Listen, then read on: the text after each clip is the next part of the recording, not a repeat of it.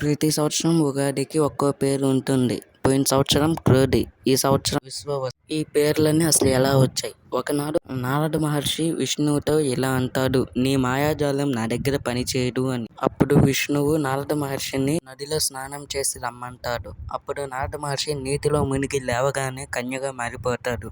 గత జన్మ అంతా మర్చిపోతాడు. ఆ కన్యని ఒక రాజు చూసి ఇష్టపడి పెళ్లి చేసుకుంటాడు. తర్వాత వారికి 60 మంది పిల్లలు పుడతారు. యుద్ధంలో రాజుతో పాటు తన 60 మంది పిల్లలు చనిపోగా ఆ కన్య బాధపడుతూ విష్ణువును కోరుతుంది. అప్పుడు విష్ణువు, ఓ నారద మహర్షి, నీకు గతం గుర్తులేదా అనగా నారదుడు తన రూపంలోకి వచ్చేస్తాడు. విష్ణు, నన్ను క్షమించు, నా మాయాజాలం నీ దగ్గర పనిచేయడు అన్నందుకు అని అంటాడు.